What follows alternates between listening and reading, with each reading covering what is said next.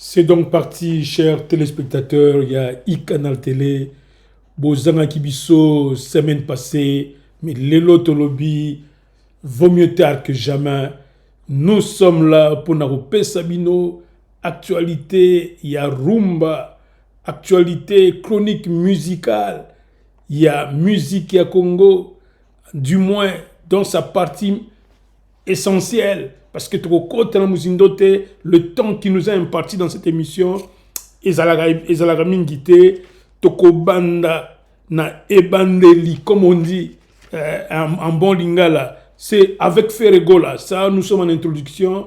Ferregola et son G7. Nous avons eu un dernier, alors tout dernier coup de fil parce que ma caméra téléchargement oyo. Ogoye bate, aux l'émission, nous avons information c'est bimi, yo bimi déphasé. Nous venons d'avoir un tout dernier coup de fil dans les milieux proches du quartier général. Il y a G7 où on nous dit que c'est confirmé, le principe est levé. Ferregola et le G7 seront à Paris, bel et bien à Paris, en 2026, où ils vont prester dans différentes salles. On nous parle de 2 salles à Paris, sans compter qu'ils peuvent aussi traverser la Manche pour venir à Londres. Ça, c'est dernière information au États-Unis, dans le milieu proche, il y a quartier général, bah date donc, ils ont en téléchargement. On nous a dit, ça l'émission n'a yo, mais au cause de la surprise que pendant que ça l'émission, tu as mis la date. Donc, la date est déjà, mais tu dois réfléchir, tu dois se mettre d'accord sur quand est-ce qu'il faut qu'on libère la date. Peut-être que ça a lobby, après lobby, mais la date, les dates sont connues, le lieu est connu, ça sera à Paris. Ferregola revient à Paris pour, disons, 2 grandes prestations avant d'aller à Londres. Et à Londres, on n'a pas précisé le lieu. Et puis, dans cette émission, Toko essayait de souhaiter bon retour à Jibem Piana. Bon retour à scène. Oh, Jibem Piana, tu as traversé des moments difficiles. Oh, comme on dit que le malheur ne vient jamais seul. Jibem Piana. Hein? Donc, après, Bamatanga est belé. À quel sous na souka qu'on perdre l'un des éléments importants au balbaran français, l'un des héros dans l'ombre, vieux Kiss qui se loquait. On a dit qui administrateur donc clé depuis je crois depuis 4x4. Donc il y a un dossier administratif, il y a orchestre Simbaka. On lui souhaite que la terre de nos ancêtres lui soit douce et légère. Donc, on va souhaiter bon retour sur scène à BCBG, na Yemoko Mokondiaba Wenge, Yemoko Munkulu Pa, Jibem Piana, Chituka Premier, toko souhaiter bon retour sur scène. Toko manquete, to placer mon abisso comme Tozaraki, awa semaine passée, toko placer mon abisso sur ce que nous appelons ce qui s'est passé à Adidas Arena, un fiasco. Alors, fiasco, Werasan, on ne peut pas jouer un concert comme ça avec Banzembo ya Kala, et puis avoir du mal à remplir salle. Ça s'appelait tout simplement un fiasco. Et toko fan de la Yango, toko lobelape Mopao Mokondi, avec son concert na ING Arena le 13 décembre. J'espère que les Congolais vont kende belé pour prendre da soba place wana na Katia Genève. Et puis après le 2 octobre je crois je suis déphasé avec mes dates. J'espère que ça, je crois que j'ai mal noté ou quelque chose a changé là-bas. Bon, ça c'était pour le titre. Tobanda émission Oyo, en souhaitant un bon retour. Naïbi que l'essentiel est qu'on a sur Ferregola avec ma téléchargement na Yezo Salema. Toko réfléchir autour et puis toko mona qu'est-ce qui se passe derrière stratégie Oyo, quartier général naye ezosala derrière ye. Toqué d'abord pour tozwa température et retour sur scène il y a BCBG de Jibempiana Mukuluwa Mukulupa. Toqué.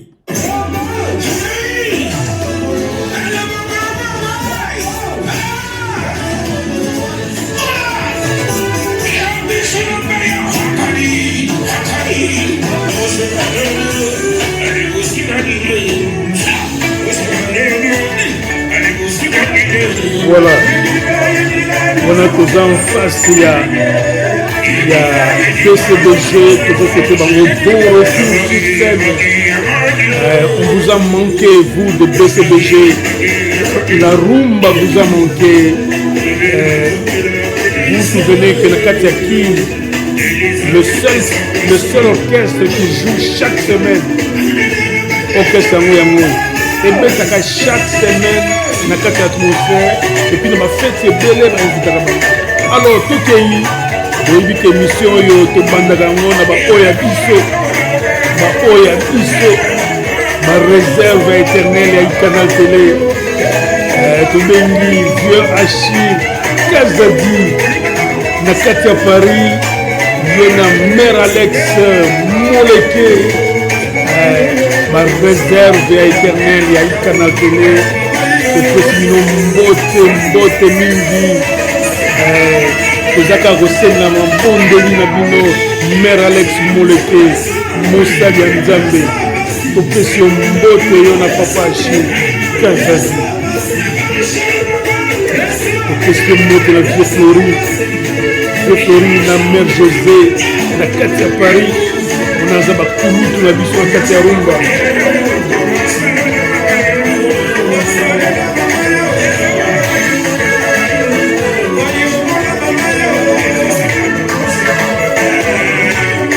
na Londres awa na kati ya Angleterre topesi Achille Mboyo mbote mingi prêtre Achille Mboyo prêtre Achille Mboyo zombota ikana tele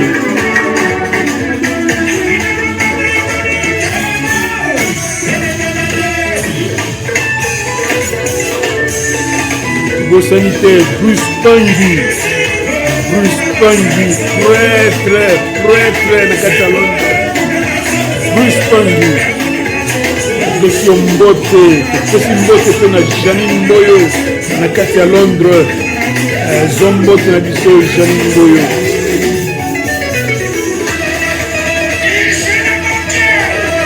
kobosana te ya Lili Mboyo na kati ya Paris ya Lili Mboyo zombote na biso awa na canal télé toke kopesa mbote te na Gabi Mota maître G mwana père yoza mwana mvuruzi Gabi Mota topesi yo mbote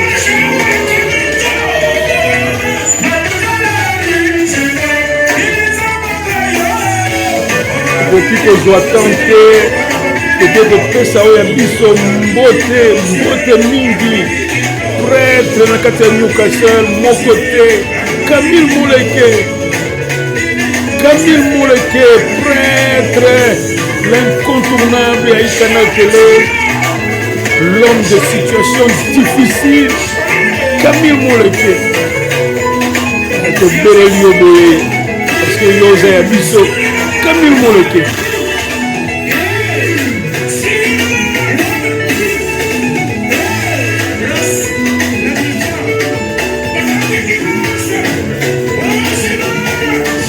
tozo kopesa mbote na ya Dokumane na kati ya Lemba na kati ya Kine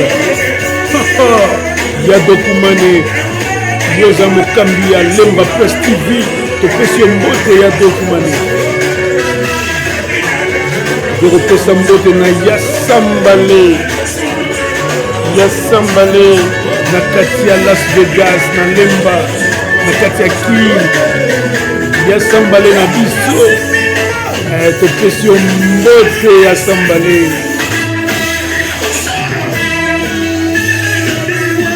toke na kati ya Luanda Otombosa na yete ya Sisi Selenge na kati ya Luanda na couloir na Marte na Kifangonda na kati ya Luanda ya Sisi Selenge Zombote tobosani te bino bana Luanda o bino botondi bakongole bakourage obosa na kati ya Luanda na kati ya couloir Marte de Kifangonda na toyebi bozo staffe kuna na kati ya couloir na kati ya Luanda bino bana Congo topesi bino mbote.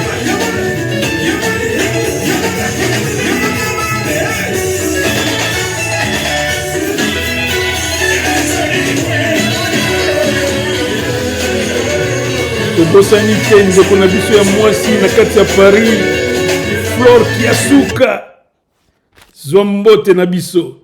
Voilà, donc c'est comme ça. Flore Kiasuka Zombote na biso tolingi te to traîner mingi. Alors merci beaucoup. Alors c'est parti pour cette émission. Nous devons démarrer avec cette information que nous avons eu tout droit du quartier général il y a G7, où on nous informe que Ferregola, la stratégie est à Kofanda. Il y a plus de doute que, à part 2 stades de martyrs, on est à Kofanda. Même Nungu, gouvernement, Boïté, permission, Mbongo Futami, pour le stade Wana. Donc, côté à stade, donc, c'est à Fanda. Et puis, comme Bolanda qui allait Mambankou, une émission de Liboso, alors, stade de martyr, c'est un atterrissage. Mais décollage à vol, et quelque part, il y a une précision autour. Au moins, il y a une information précisée, exactement, birobela, 2 stades de martyr, et ça atterrissage. La source, c'est Alain Mambankou. Je crois que c'est Bolanda qui paye. Alors, qui départ et vol, ils ont quelque part à Sitakite. Mais si tu as départ à vol, ça sera à Paris. À Paris, s'il vous plaît. Donc, ça signifie que Paris est copé la moto. Tous nos grands vont se produire à Paris. On nous signale même que nous aurons, qu'à Paris même, et risqué et la moto que le 26 avril, Damso sera au Stade de France, Damso. Donc, après quelques jours, 5-6 jours, Nde Balobi Fali Poupa. Mais Fali Poupa, on a Nakamura Pe. La très célèbre, l'activiste, la féministe Nakamura Yepe, juste le 26 mai, Sikoyo, Yepe à Tchelibaya. Donc, ils ont là qui sait que Fali pour pendant à Tchelibaya Newana, juste après Damso. Bon, peut-être nombre à Batoko, il y a toujours, parce que Damso a aussi tout à ton stade. Parce que bango bazaba na Paris osama kamuna bango alors ndenge gaulois bazolo babi eza concert à Falité ils ont des festivals pour nombre à bateaux invités mais ils ont banate eza concert à mutumoko ayekola ki sa talent na ye ou bien ils ont des concerts yaba Dadju yaba pratiquement tous ces jeunes, à part Gims, Gims s'est exclu dans concert. Il n'est pas chaud. Gims n'est pas chaud. À part Gims, tous les restes, Congolais, jeunes Congolais, la fureur à Paris, ils risquent d'être là. Et on a compris que c'est l'une des stratégies. Bon, on dit tout chemin mène à Rome. Tout chemin mène à Rome. Fali Poupa a utilisé cette stratégie pour amener un peu du monde dans son concert. Donc, voilà quoi. Voilà, nous, on ne trouve pas très grand chose à redire, mais ça sera un concert sous le label Fali Poupa. Et même si des invités débordent pour des raisons évidentes, c'est quand même Paris, c'est pas Bandal, c'est pas Lemba, ce n'est pas Kassavubu. On est à Paris. Donc, au Gobet à Paris, tu es sans ban à Paris.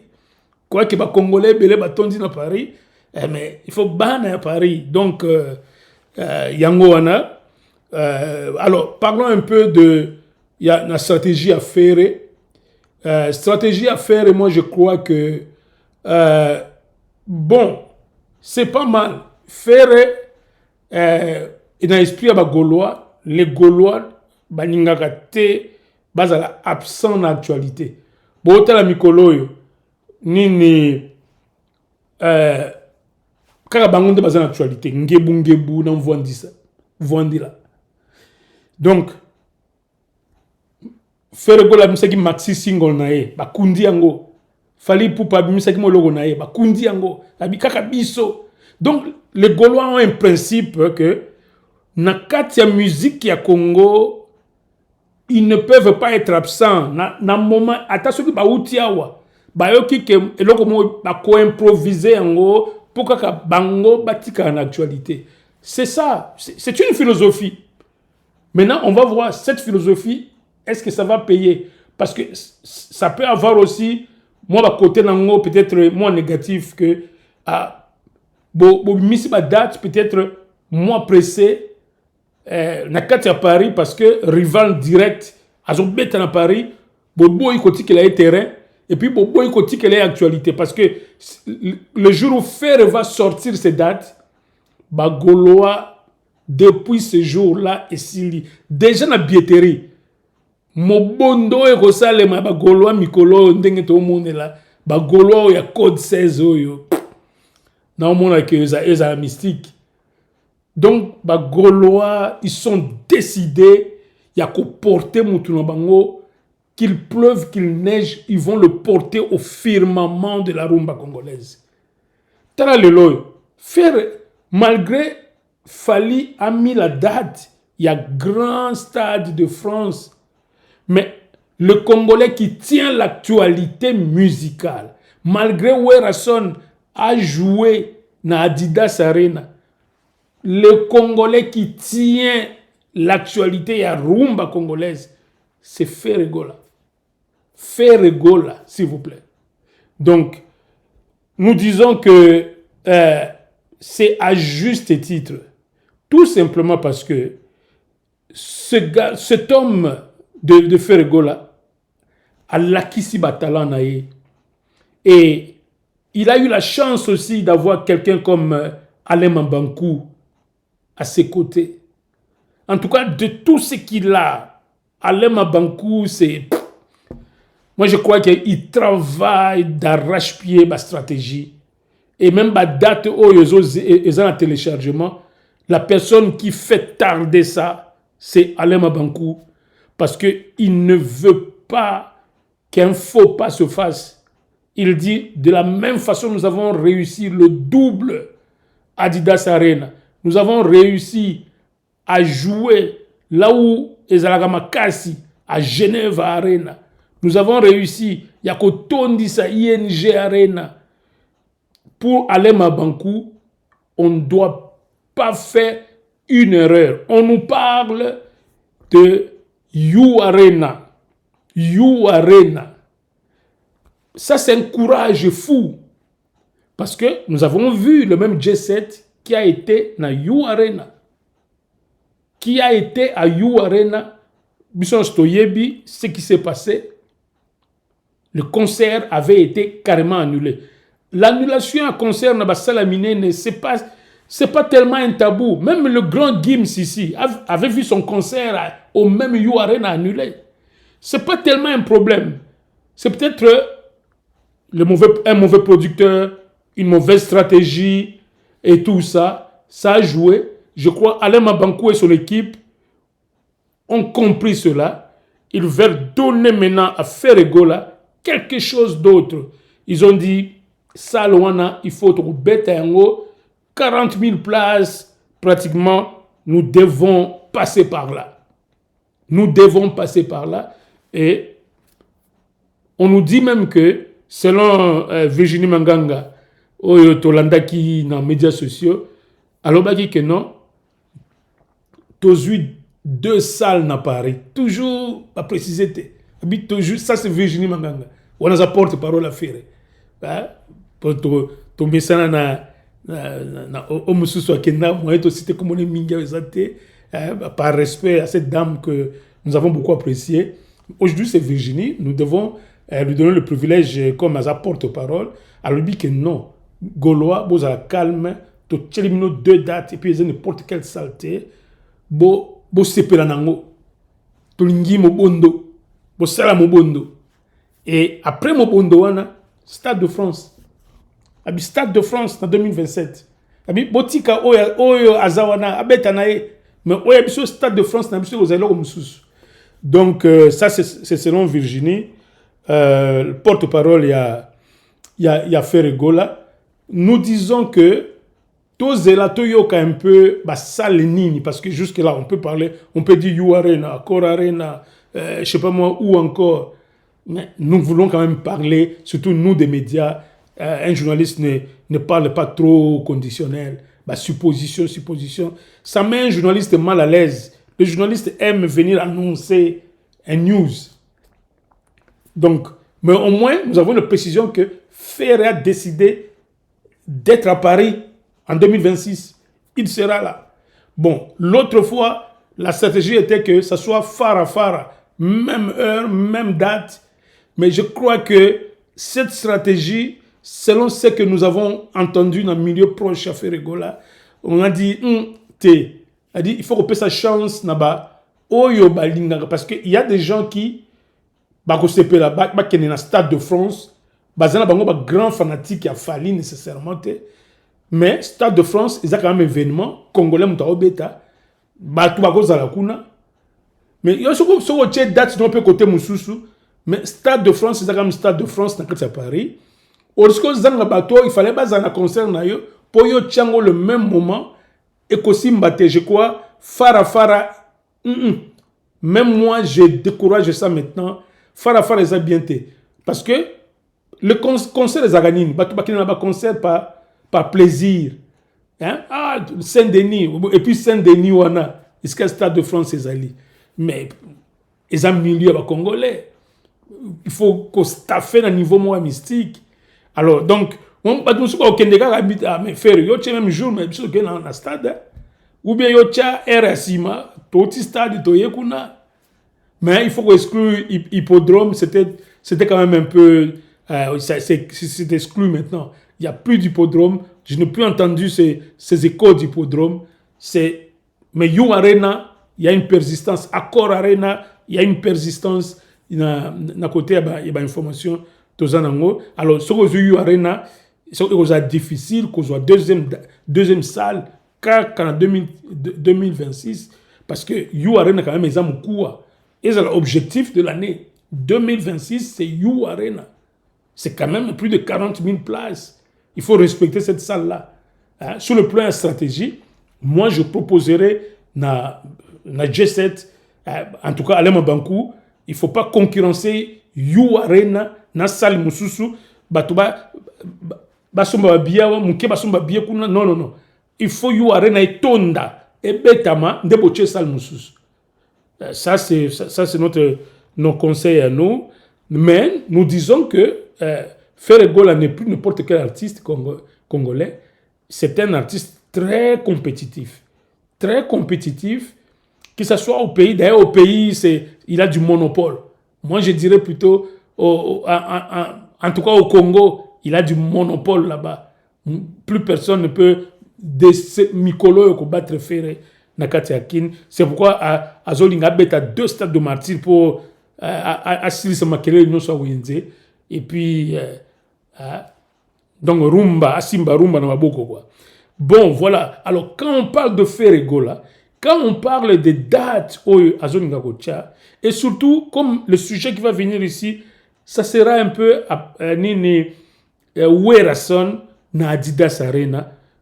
Dommage qu'on a raté toute une émission. On a suivi VAR, il y a Trésor Congolo. J'ai aimé VAR, caméra, au Tchekina. na Adidas Arena pour na Werason.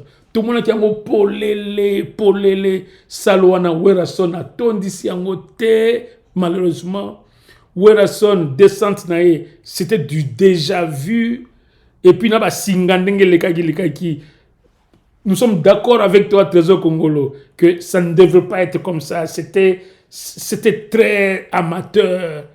Basingawana, ça les logomoko, notre obimani lola, avec ma fumée au côté de la nuée. Il y avait moyen d'imaginer beaucoup de fumée, comme si on sort de la nuée. Personne ne voit ces bretelles là et tout ça. C'était un peu du n'importe quoi. Bretelles et kangi nzotowera. C'était du n'importe quoi. Et puis, sur le plan ya scène, qu'est-ce que Wera a yako répété toujours banzembo ya kala? Concert mobimba. Non, c'est quand même étonnant. Comment on peut mobiliser les gens, moi bateau bayaki wana. Donc bango bayaki bakeneng de boîte de nuit pour bayoka banzembo ya Wera ya kala. C'est quand même comment Wera peut programmer tout un concert na banzembo ya kala? Nous lui avons dit ici après Nini festival café à Bruxelles. Tu sais que Wera, attention, Grand Paris, c'était ton retour. On peut comprendre que bon, on rafraîchit dans notre mémoire, dans Grand Paris. Mais ok, on met mis en go na café, na festival à Bruxelles. Toyo kiyo, tobi, bon, basolo ya kapaya, babilo kaya kala. Sobité, nous les feux bêta malelo. Mais tu as comme on a les sous que Nakati Adidas Arena, tu as eu le temps de préparer. Morote obaki ko bimisango eza wapi. Nous on croyait que Morote mutoko beta mobimba. Hein? Na tous ces pays ici bas eyokanité. Donc c'est pour dire que Wera ozum sebanzembo ezokundama. Donc c'est des mauvais signaux. Des mauvais signaux que oye komi era uchak nini oye joueur azo quitter la première division, deuxième division, tia comme beta ba match à quartier à babisika vieux. Yo zaki stara wa kopita match à quartier kataka. Abi bon tito ça la fête bina Werason a se retirer de la scène. Yo za somme. Et puis on a aussi remarqué Werason nous vous le disons parce qu'on n'a pas été là la semaine passée. Werason a comme la première voix. Et, bon, tu as dit que bon, ce n'est pas le meilleur chanteur du Congo. Mais quand même, Werason chantait. Moi, timbre vocal, non, on aimait ça. Mais ça pose maintenant un problème. Werason a un problème maintenant. N'habite s'il faut à mon médecin. Monsieur Zaraboué, je crois qu'ils ont subi une opération. Non, c'est foutu. Voix, timbre vocal, ya Werason, foutu. Ou bien, au tikano comme manager, petit pas betandoule, yo na contact na yo, concert betami, mais yo fani na ban, au komota la nino, qu'est-ce que nous beta? Parce que non, c'est gênant, c'est non. On ne joue pas de la rumba comme ça. Donc ça, c'était notre façon, il y a qu'au résumé, ce chaos, ce fiasco qui s'est passé à Adidas Arena. Donc, Werason a permettre encore Ferregola à garder trophée naï, record naï, mutu mon côté à battre. Tout comme ça qui le grand Werason a koya ko battre. Je regarde mon temps. Oui, je savais que ce sujet serait un peu long. Werason d'azoya ko battre le record wana nzokate. Le record n'a pas été battu. Le record a été maintenu donc par Ferregola. Et quand on parle de record de Ferregola, botika ngai to kenalola eloko oyo bato bazalaki na Adidas Arena mon côté à koloba journaliste oyo eloko nini azoya olache la biso eloko moto wana azotika yango libanda. Et donc Voilà. Alors, Tokei na duo, yaye na bravi. Parce que ça symbolise ce qu'on sait, le succès des doubles Adidas Arena, double sold out.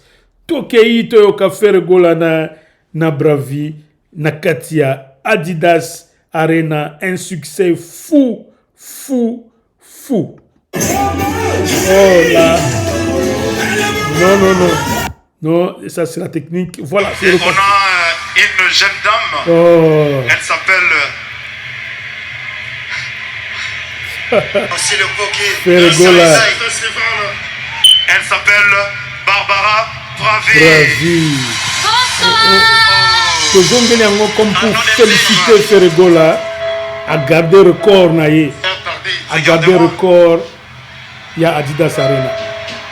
Elle est belle, hein? Très belle, très. On y va? Regardez-moi.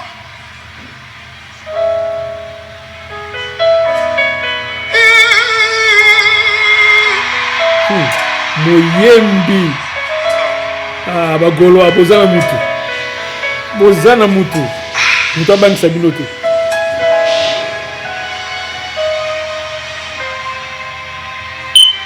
Sentiment d'une cheveux. Elle l'a compris.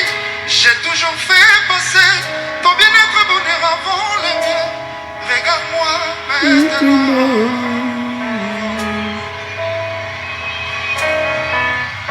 Amant, âme sœur, nous nous sommes liés. Ton innocence m'a donné la légèreté.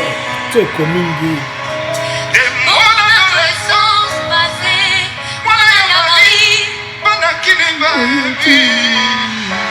Toko mingi.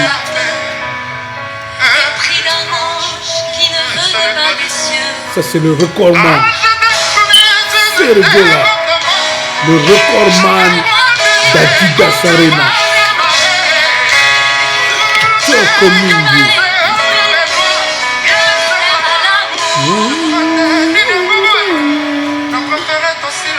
Feli Moleke, j'espère que Ozoka Ndule Oyo, Feli Moleke, Yona Dodi na Gradi na Katabunda, Opesi Mlombote.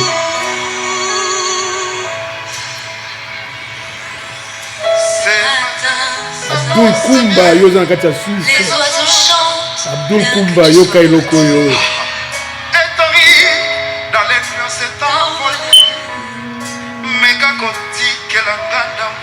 Maokito yoza na Canada, yokelanga eloko yo. Atana mosika, tolinganaka toujours kaka na ye. Car je l'ai laissé se blottir contre moi. J'ai fait Joniko, Bobo, Bongongo, na kati ya Paris, Zombo taikana tele.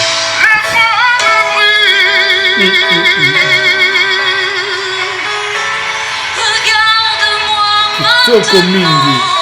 On ne peut pas célébrer Adidas Arena sans Biloko.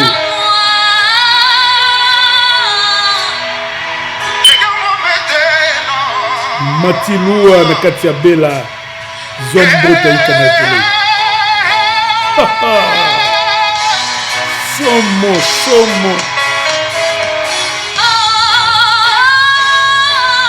Toko mingi, le capitaine de la rumba.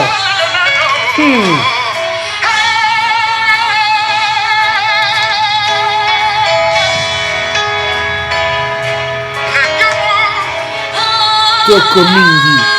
Oh mamionya na biso zoyo kalikamboyo. Bayembi.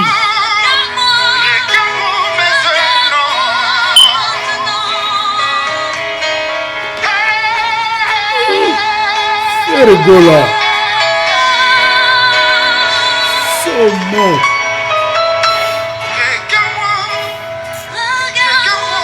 Toko mingi. Elle s'appelle Barbara Bravi. Barbara Bravi. Kitoko, merci Nayo Barbara. Merci Nayo Barbara. En tout cas, On n'a pas vu quelque chose de comme ça dans le concert à Werason. J'espère que Werason et ces gens nous suivent. On va dire que les journalistes sont alinga Werate ya. Wera grand rumba boye biso boye. O sali mama na bêtise. Concert mumbaka banzembo akala. Okasa bato bayaki wana bayaki na boîte mogabi lelo za spécial Werason to zong sabino dans le passé. Bayoki ka banzembo akala ba solo akala ba nini ba danse akala. C'est quoi ça? Ça c'était du nouveau quand Ferre jouait dans la Adidas Arena. C'était du neuf. Et puis la qualité. Et quand on l'appelle le capitaine de la rumba, il faut accepter. Parce que la rumba se distingue par la belle voix. La musique, je me souviens de jazz, par exemple. Jazz, au cours du DJ, je a une belle voix. À cause d'une voix rock, mais à un jazz, ils ont les bien. Rumba est une musique très exigeante. Il faut avoir une belle voix. Et le meilleur aujourd'hui, c'est Ferregola. Alors, Bisso, au service de la rumba. Nous sommes là derrière lui. Nous l'aimons. Nous faisons sa promotion sans gêne. Et puis, on n'attend rien de retour. Rien en retour, je veux dire. Rien en retour. Et ça a propulsé rumba dans la dimension mususu. Donc, Werason, au permettre que Ferregola a gardé le record à Adidas Arena. Tous les gens ont été libaya. Après, on a 2 soldats au Sala. Sur le salité, on va venir fêter. Au moni, toché le remonté à Werason parce que c'était du n'importe quoi. Mais, toujours rappelé des véritables Adidas Arena où est beta makina kacha salwana.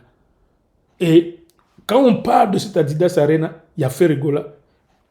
Eloko ali bosso. Ça montrait la classe, ça montrait le niveau élevé. Il y a chant, il y a Ferregola. Avec une étrangère, il peut monter ba ténor, faire peut monter ba ténor, boyoki bangondenga ba matina lola, ba kiti ensemble. Kitoko mingi. Ferregola, je te fais un coucou là où tu es. Soza aki na moment où Ferregola yona ba Picasso Mbayabo, yona ba Alema Banku, yona ba Virginie Manganga. Bozo mbote na biso. Bosa musala kitoko. Alors pour terminer en beauté, je crois que cette émission, je ne voudrais pas qu'elle prenne beaucoup de temps, décidément. Nalingi tokende na signature na mususu toujours, comme je dis, au lieu de mettre, qu'est-ce que je peux mettre du Werason, Babiloko yo, ba chorégraphie moko. Werason croit que Mandela Mukuse et ça le maka à tout moment. Parce que Werason, c'est comme si Azoba Congolais, toujours na joué Mukuse. Moi, ba chorégraphie, moi, Biloko moko boy. Congolais a ça repéré loko na ikole kate. Congolais a ça repéré ngo. Nous les Andoule, Yemba, Bimisa Banzembo, et puis c'est Peli Sabatou. Mais Ezalate Babiloka, non. Ça, c'est pas la musique. Bon, c'est parti. Tonguito clôture dossier et Adidas Arena, mais avec Ferregola. Ça, c'est notre façon. Il y a qu'au fêter record, il y a Ferregola. Cette émission, c'est le record à Adidas Arena. Il y a Ferregola. Et puis, date en téléchargement en Europe pour nabi tumba oyo bagosala avec le stade de France, il y a Fally Ipupa. C'est parti, le même Fally Ipupa que Ferregola avait décidé d'éliminer Nakatia Adidas Arena. Tokei alobaki, il faut qu'on élimine Mutoyo. Nanyiko mona liboso na ngaite. C'est parti. Adidas Arena avec éliminé. Est-ce que ça va?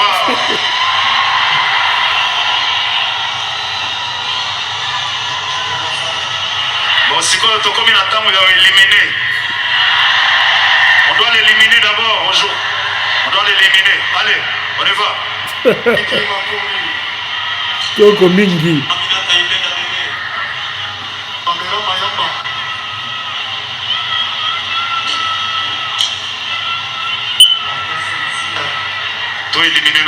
tokei fele tondimi oza le capitaine yo moto oguide alors tokei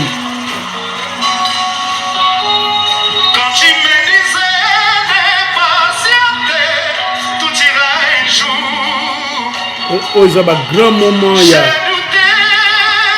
Adidas Arena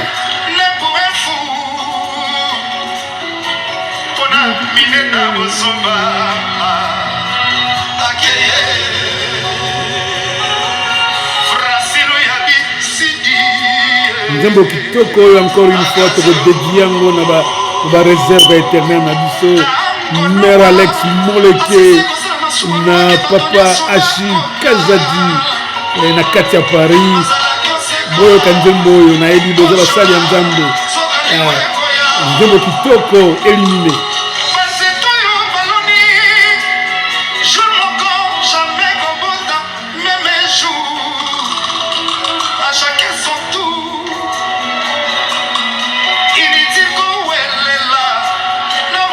tokiti awa na Newcastle topesa mbote na Alain Longange toyebi yo ozama mosika na biloko oyo me ikana tele yo ozali très important na kati ya ikana tele Alain Longange mbote ya ikana tele tobosani mogilagila te mogilagila na kati ya Kasavubu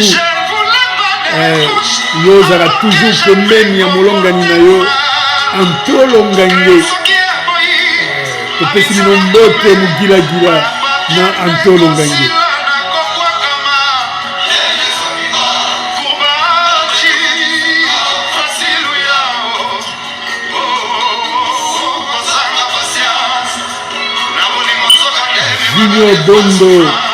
Junior Bondo ozomona mutu na yo waza golo ya kati ya Newcastle Junior Bondo le golo de Newcastle topesi mbote ozoyoka golo en chef na bino Junior Bondo topesi mbote na mare mpe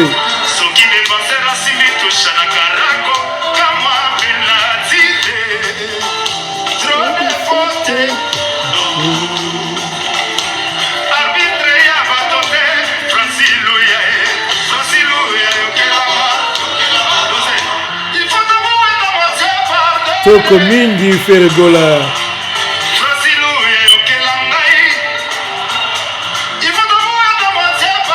pesi mbote na Janon Bononge Mbila Mwane Kanga Engambe Mobali Janon Bononge zombote na biso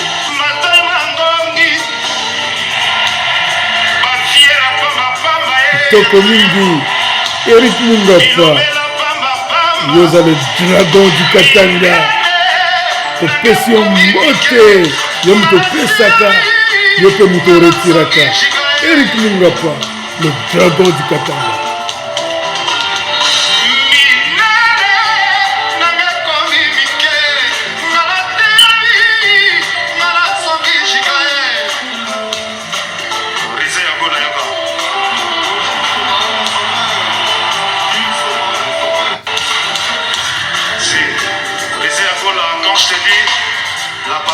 paye.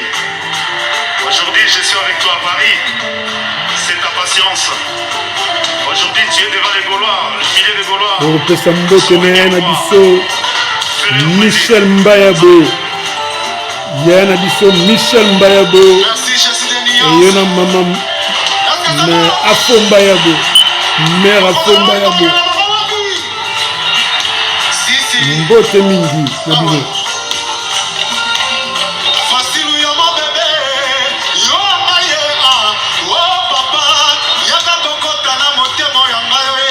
Pesimbote na Gisèle Osambia, la journaliste internationale, ma consoeur Gisèle Osambia, Eskozali, Zombote ya Canal Télé.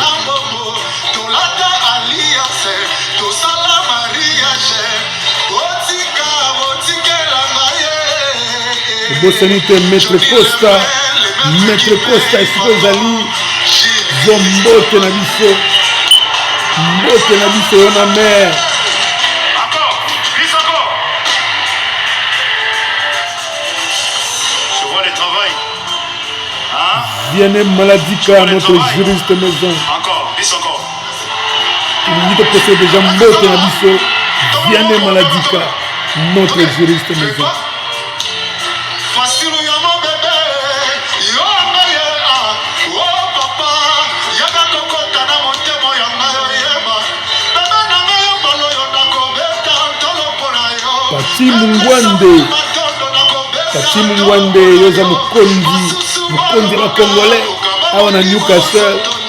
Yo moko pe ozali expert maison. L'expert musical ya iCanal Télé. Topesi yo mbote pendant tozoka njembo kitoko oyo ya bagolwa.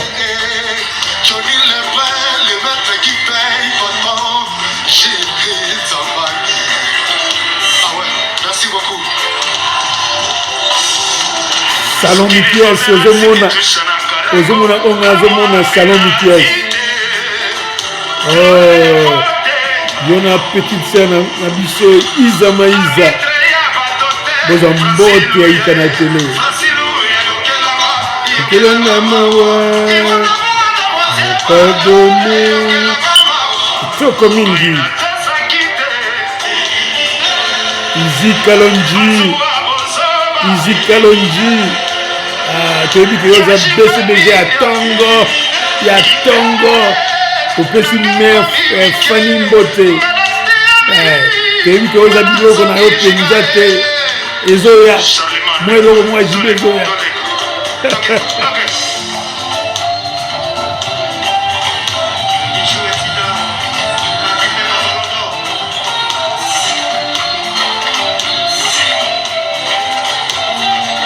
Tobosani ya na biso vieux H Movoto te.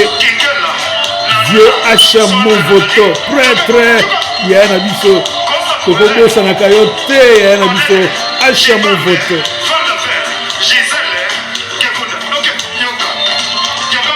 Sandra Kazadi, mon Sandrino, Sandra Kazadi, Topesi Mbote.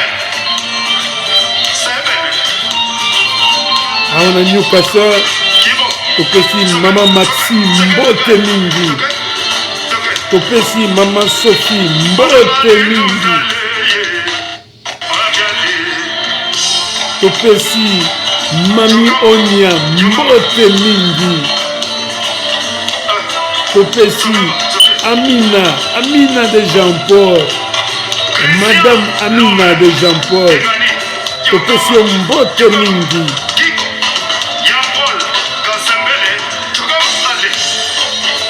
Topesi Mama Tatia na kati ya Newcastle. Topesi Mbote. Mama Patience Antonio. Topesi Mbote na kati ya Newcastle.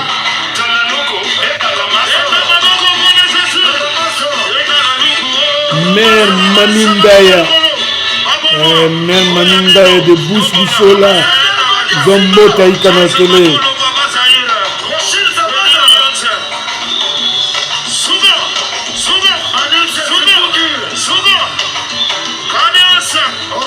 Na kati ya Las Vegas, Tobosanite, Dams Kumba, Amadou. Na kati ya Las Vegas, Dams Kumba, Amadou, Topesi Mbote.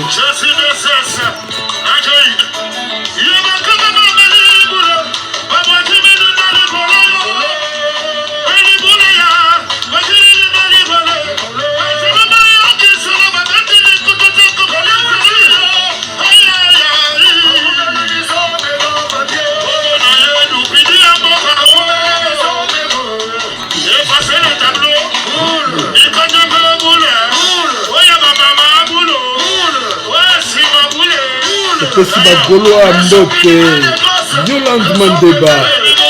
Topesi Mbote la gauloise, Olga Massamba. Zombote pendant que tu célébrer record. Il y a Ferregola dans la Adidas Arena. Ferregola a maintenu le record. Olga Masamba Zombote na biso, Laurentine Lola Zombote na biso, Catherine Kitanda Zombote na biso, notre estimé, le très célèbre Sylvain Samba Zombote na biso, DJ Kakam Zombote na biso, le Gaulois.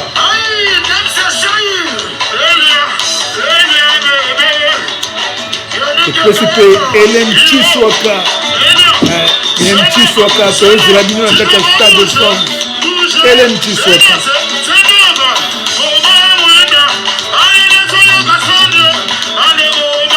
Et c'est Viviane Ariel Biantouri Mbote.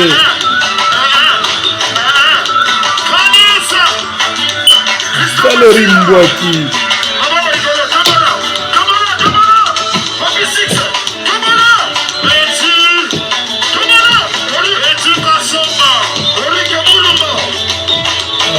David Kassongo na kati ya Newcastle, Yoza Mutia Mbongo, Deba Mbongo, Popesi Mbote, David Kassongo yona mère. Tokobosa na te Lilia Kassongo,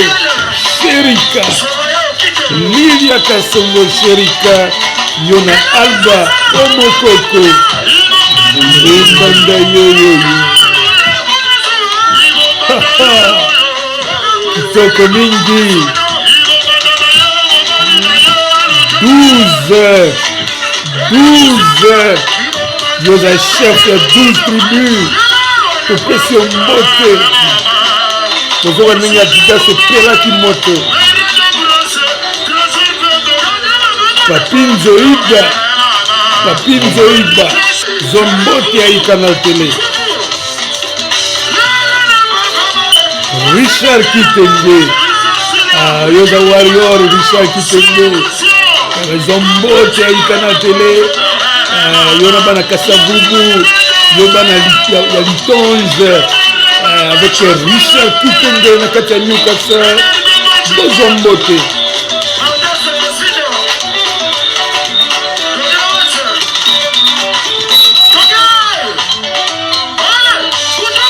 Pesi Mbote na Justin Kaseki, le cordon. Justin Kaseki. Ok. Kitoko mingi.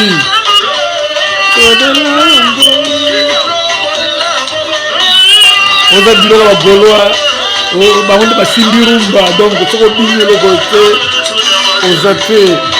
Odi King Odimba, l'homme de Genève, Odi King Odimba. Odi King Odimba, mon propre, l'homme de Genève. Odi King, c'est possible Mbote.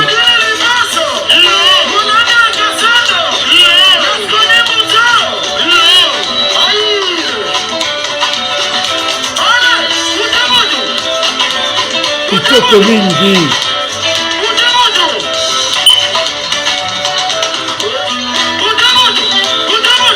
Kitoko mingi. Oza biloko ya kitoko pona Camille Moleke. J'espère que esika ozali kitoko mingi. Camille Moleke,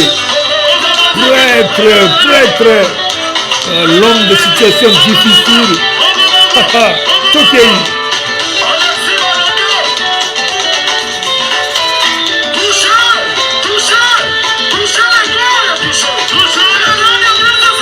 Matilua de Katabela.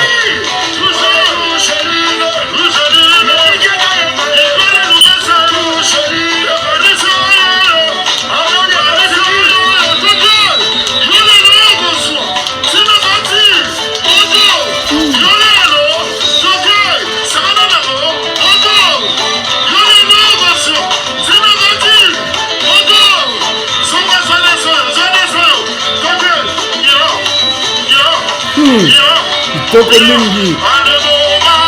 Gabi Mota, Maître G, ozoyoka likambo ya Le record ya Ferregola na Adidas Arena. Kitoko mingi.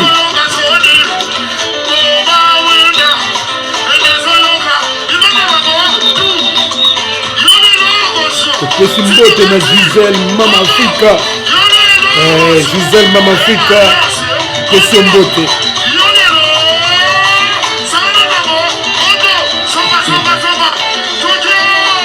Oh, Doupidi. Doupidi. Rumba Congo.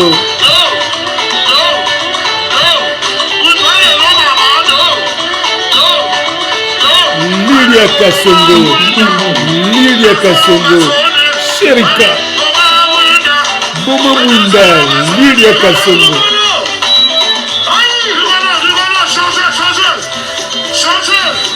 Bon, voilà. On va continuer l'émission d'addition. Sans désemparés.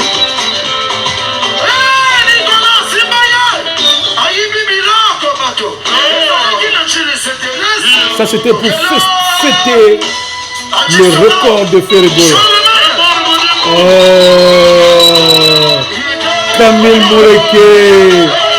Camille Moleke na kati ya Nyokasa. Yozali ya biso na Canal Télé. Tokei. Yebe. Kitoko mingi. Flor Kiasuka na kati ya Paris. Yambambote lisusu. Kitoko mingi.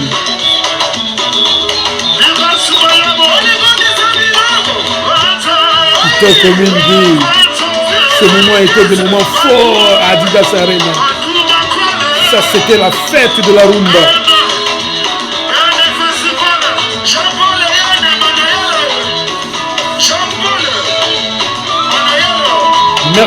Merci beaucoup G7, merci beaucoup à Ferregola, merci beaucoup pour le record. Il y a Adidas Arena. Il y a un ayo à passer à côté, alors complètement à côté, Werasan. Non. On n'a vu que des images, mais incohérentes. Babilo mon côté, j'aime que wana moi babilo mike non. Wera penza. Bilo kazo proposer biso yango. Bomoni record etika na boko faire et nous sommes contents parce que c'est le capitaine de la rumba que nous célébrons en ce moment. On s'achemine vers la fin de cette émission. Dire juste un petit mot pour Mokondiaba Wenge. Il est quand même important que Toloba un mot sur Mokondiaba Wenge. Oui, quand même, il faut que quelque part, que nous puissions voir la chose de plus près.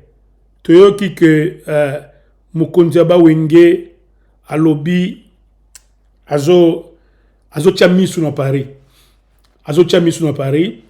Biso nyonso na Canal Télé to sepeli to lingi avec répertoire JB Mpena zanango musique ozobetama surtout ba fauve na ba fille wana ndenge ba binaka. Je crois ba kwa mbale ba public à Paris. D'adivo ba salle neti ba ING Arena. Il faut nani BCBG qui ko beta kuna. Il faut BCBG beta kuna. Ba Adidas Arena et ozala plein à craquer parce que ba Gaulois tout ba ozala. Donc blague à part. Alors ce qu'on voulait seulement dire, je voulais que Natia Labino son il y a juriste maison Nabiso Vianney Maladika et yende kutumutu a inspiré ngai commentaire yo abi toyebi ce n'est pas ba visa. C'était normal parce que JB Mpena a 5 ans en ambassade 50 visas. Dommage que vieux qui sur lequel muta côté ça ba dossier Azad Souté, hommage à cet homme. 50 visas, non. Bah, on peut sur 50 visas pour un concert, moko. Non. Je crois que c'était une façon que Baboa Kissa Tofanda. Alors nous disons, nous avons pensé que qu'est-ce Et donc on dit il faut ça les mapo. Je vais bien dans la libre cette affaire il y a Mwanasuka. Je sais que ça fait mal à JB parfois quand on en parle, mais nous ici quand on en parle tout le belango poto zolango ba solution parce que toyebi eloko yo sala que JB azotia makona parité c'est la fameuse affaire Mwanasuka. Nous avons posé la question à Vianney Maladika, notre expert maison, notre juriste maison. Il dit, qu'est-ce que JB juridiquement peut faire pour s'échapper dans le Camboyo, il y a Mwanasuka. Alors, non, JB fallait, à l'époque, à la prudence, qui arrangement particulier, il fallait tika Mwanasuka akende. Afunda officiellement la justice. Justice est fan de la Likambo. Et puis, maintenant, JB Bako Okanga était provisoirement. Bange Batikaye, liberté provisoire. Azuki Nekosamba. Et puis, juge Akata Likambo. Il était question que juge Akata Likambo na Congo. Et ceux qui jugent à sa Kati Likambo Moko, cette même affaire ne peut plus être jugée 2 fois. C'est ça le point de vue du juriste. Il dit, dès lors que JB Mpiana n'a pas un jugement du tribunal, un autre juge peut se saisir de ça. Nous l'avons dit ici dans une de nos émissions, un autre juge peut se saisir de cette affaire. Nous disons pour alerter JB Mpiana que juriste, sûr que juriste pembeni à JB Mpiana. Pour nous conseiller que non, que la fille aille en justice, que la fille porte plainte et puis convoquer JB Mpiana. Même si on lui dit, bon, fouta caution pose à Libanda, JB Mpiana peut être dans sa villa, dans ma campagne à Fanny Naye, dossiers ont continué. Et juge, ça y a 6 mois, 1 année, trancher dossier que non, l'affaire est finie, ou bien la fille va en justice retirer le dossier. Il dit, je ne suis plus prêt à continuer ce dossier. Après tout, jugez-moi cette affaire, classez ce dossier. Alors, une fois classé, ça serait fini. Ça serait fini et aucun juge dans Mokili peut encore interpeller JB Mpiana. Donc, aussi longtemps que cela n'est pas fait, ça pose un problème sérieux pour JB Mpiana. Tant n'abisso eza koleka, toyoka sous JB Mpiana avant tout ce qui ça, parce que on lui a souhaité bon retour. Tolingi Azana Paris, mais à Paris, dans quelles conditions? Quelles conditions juridiques? Parce que nous, on ne veut pas que quelqu'un touche à un seul cheveu de JB Mpiana. Ça, c'est l'un des symboles à Rumba. JB Mpiana, yoba, mutwazaki mokondi aba Wenge. Et je vous ai toujours dit ici que si Wenge n'avait pas existé, nous, la Congo, le Wenge, ça pamba. Donc, tokei toyoka, moi, il y oyo, to prévoyez pour la JB Mpiana. Et on va finir cette émission. Est-ce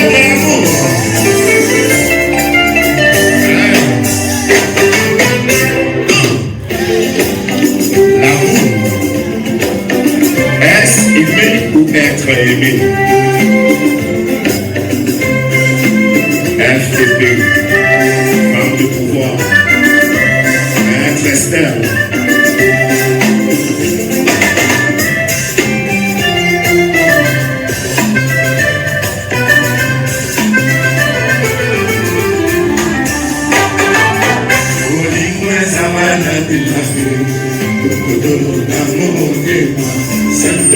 Zonga na Paris,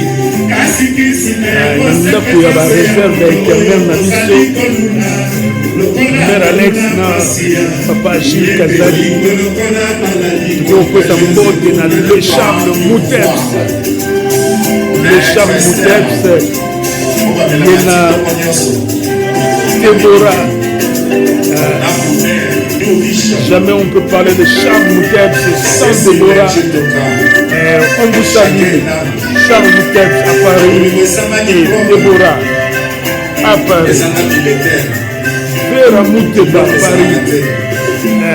Reçois nos salutations, Vera Mouteba. Crimo Drums Mouteba, notre collaborateur. Toi aussi, tu es à Paris. Nous te saluons.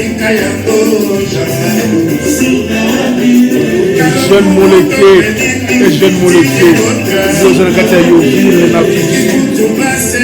Nous avons encouragé l'Afrique du Sud. Pendant que tu as caché les gens, nous avons voté, encouragé les Congolais, l'Afrique du Sud, partout, les États-Unis, l'Europe, les Congolais, partout jusqu'à Mozambique, la France, la Belgique, partout. Nous avons particulièrement la Brazzaville, ma Gaulois à Brazzaville, ma Mélomane à Rumba à Brazzaville. Tokosi binombote biloza na kati ya Pointe-Noire, na kati ya Oando, na kati ya Mpunda, na kati ya Congo Brazza. Bino olingaka Lumba ya Congo. Toko mingi, moza mbote mingi ya ikana tele. Bino bana Rwanda, tokosali bino te, boza tele, okolandaka ikana tele.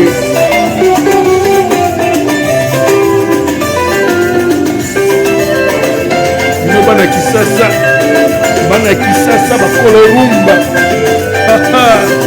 Bana ya Kisasa bakolo rumba.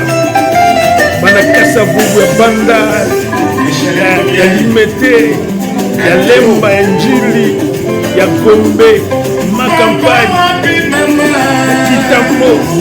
Topesi bino mbote esika bozali kuna ya Kisasa.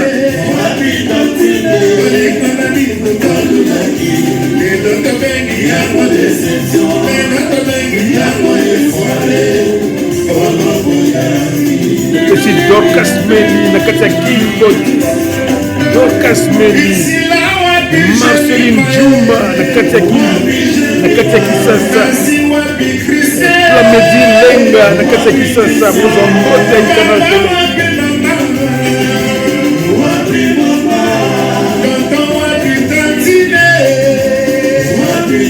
Toke na kati ya Milan na Italie, topesa respectueusement mbote na Dr Mbanda Lua na kati ya Milan na Italie. Dr Mbanda Lua mbote na biso avec tout le respect que nous devons ici à International. Dr Mbanda Lua.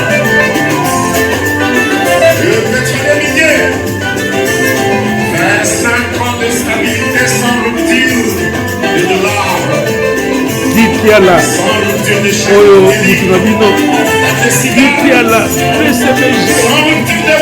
PCBG ya Newcastle yona merdero ya bino yango oyo Dikiala prêtre kubosanite PCBG ya Tongo Izikalonji yoza ya Tongo PCBG ya Tongo Izikalonji yona merfani. Bon enjoy l'opamino. Toko mingi Ibarouani Yope. Bon enjoy Moutrabino. Bon retour Jibelkiana. Bon retour.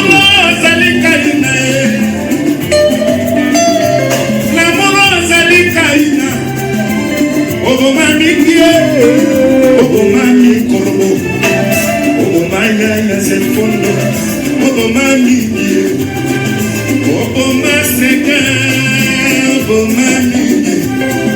obomani korobo, obomanya zefondo, obomazulema, obomamulana, obomani, obomaviekise, obomani. Oh, viekise qui se localise.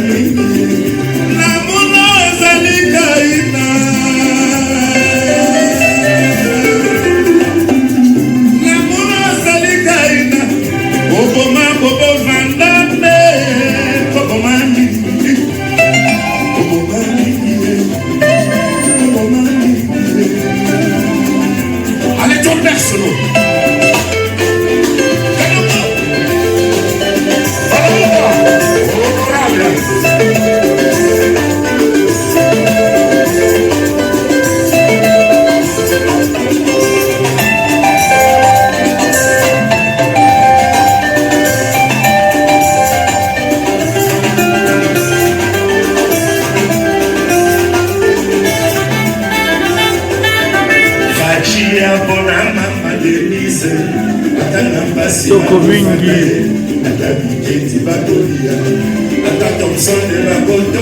Yesu kutu mwana ya Nzambe mabota ina ndako ya mbata kasi mokili oyo ya tata na ye likolo na se ya bango tapoinver bolanga bwesinga. En tout cas, c'est comme pour dire que nous avons fini ici. Nous cherchons notre générique fin avec Crimo Drum.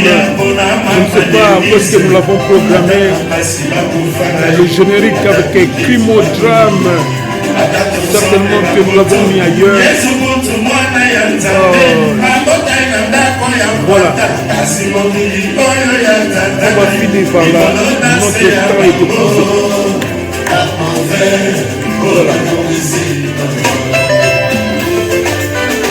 Merci beaucoup de nous avoir suivis.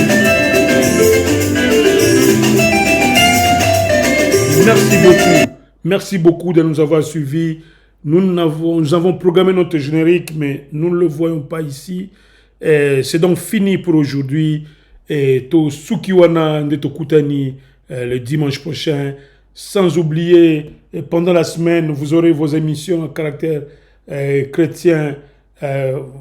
Édifions-nous. Et puis, histoire de la Bible, nous serons encore là pour animer ces émissions.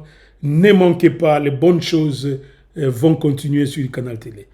Nous vous disons au revoir sans notre drum de Crimo Drum, mais la fois prochaine, c'est promis, Crimo Drum sera au rendez-vous. Merci et à la prochaine.